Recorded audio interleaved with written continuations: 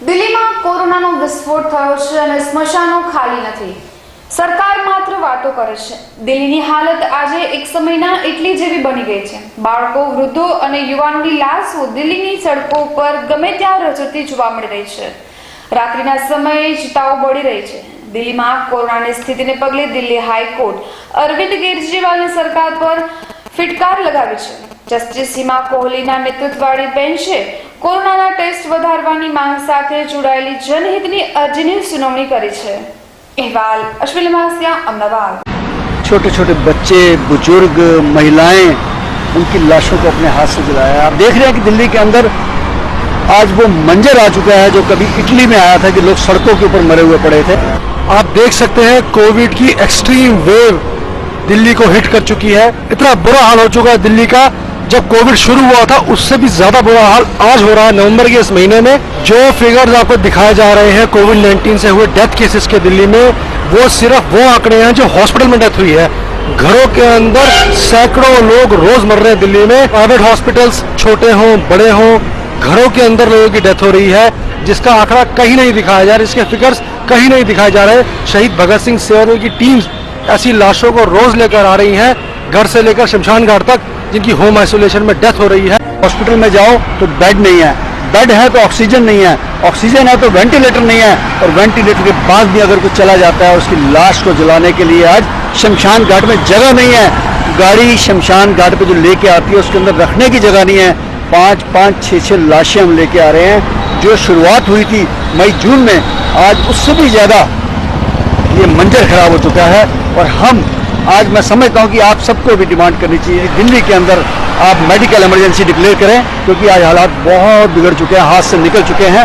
आज लोग बहुत बुरी तरह से मर रहे हैं, इलाज नहीं मिल रहा है, साधन नहीं मिल रहे हैं। इसलिए दोस्तों बच कर रहें, घरों में रहें। ये आने वाला जो मंजर है ये बहुत खतरनाक है, ये बहुत बुरी तरह फैल चुका है। और ये बाजारों की भीड़ को देखते हुए बाजारों में मत जाएं, फंक्शनों पर मत जाएं, ये बहुत बुरा हाल है। आप देख रहे हैं कि लाशों का क्या अंबार लगा हुआ है। आज जो दिल के ऊपर हमारे बीत रही है, शहीद भगत सिंह सेवादल के वॉरियर, एक एक हमारा ड्राइवर 10-10 डेड बॉडी को उठाने के लिए आज मजबूर है। एक शमशान घाट तक लाने के लिए भूखे प्यासे रह के दिन रात हमारे ड्राइवर, हमारे वॉरियर शहीद भगत सिंह सेवादल के, चाहे वो दिवाली का दिन था, चाहे वो धनतेरस का था, चाहे भैया दूज का है, लेकिन हम लोग शमशान घाट में लगे। कोविड-19 से हुई डेथ का काउंट दिल्ली में बढ़ता जा रहा है। आप वो आंकड़े देख रहे हैं जो आपको दिखाए जा रहे हैं, लेकिन असल आंकड़े बहुत ज्यादा है उससे। द कोविड-19 patients that need immediate hospitalisation, वो घरों के अंदर बेचारे मर रहे हैं। हॉस्पिटल उनको एडमिट नहीं कर रहे, क्योंकि ना तो बेड्स अवेलेबल हो रहे हैं, ना वेंटिलेटर्स हैं, ना ऑक्सीजन है, आईसीयू में भी जगह नहीं है। दिल्ली का सिस्टम टोटल कोलैप्स कर चुका है। ये हालत उससे भी ज्यादा बुरी है जब कोविड आया था अभी। और इस समय मैं ये कह सकता हूँ कि सबसे वर्स्ट जो कंडीशन है दिल्ली की वो हो चुकी है। दिल्ली के अंदर ना ऑक्सीजन है, ना पर्याप्त वेंटिलेटर हैं, और खास करके जो हॉस्पिटलों को फ्री हैंड कर दिया गया है, और उन्होंने इस समय अपनी जो दरिंदगी दिखानी शुरू कर दी है, अनाप शनाप पैसे लेके, और उनको अंदर घुसने भी नहीं देते। पेशेंट को बाहर खड़े हैं, इमरजेंसी में बैठे हैं, 6-6 घंटे बैठे हैं। तो इसके ऊपर कंट्रोल किया जाए, क्योंकि तो दिल्ली की स्थिति बहुत बुरी हो सकती है आने वाले समय में। सरकार का फर्ज बनता है जो पेशेंट हॉस्पिटल के अंदर इलाज के लिए आ रहे हैं उनको प्रॉपरली एडमिट किया जाए, उनको ट्रीटमेंट दिया जाए। अगर उनको आईसीयू की जरूरत है उनको आईसीयू में रखा जाए, वेंटिलेटर की जरूरत है उनको वेंटिलेटर पर रखा जाए। क्या सरकार कर रही है? नहीं। और इसके बाद यहाँ तक कि अगर किसी की डेथ हो जाती है हॉस्पिटल के अंदर, तो उसकी डेड बॉडी को घर ले जाने के लिए एम्बुलेंस तक अवेलेबल नहीं है, शव वाहन तक अवेलेबल नहीं है। अभी परसों ही जब मैक्स में एक डेथ हुई थी, तो जिसकी डेथ हुई वो डेड बॉडी प्राइवेट गाड़ी में अपने घर ले गए। अब समझ सकते हैं दिल्ली शहर, national capital territory of Delhi, जहां पर अगर किसी की डेथ हो जाए हॉस्पिटल के अंदर, तो वो अपने घर की गाड़ी में लाश रख के लेकर जा रहा है कोविड-19 पॉजिटिव। आप सोच सकते हैं कितना दिल्ली शहर के अंदर एक टेरर फैल गया है। दिल्ली के अंदर गवर्नमेंट मशीनरी, सारे सिस्टम्स फेल हो चुके हैं, लोगों को अपने हाल पे छोड़ दिया गया है मरने के लिए। डेथ काउंट इतना ज्यादा बढ़ता जा रहा है कि कंट्रोल में नहीं आ रहा है।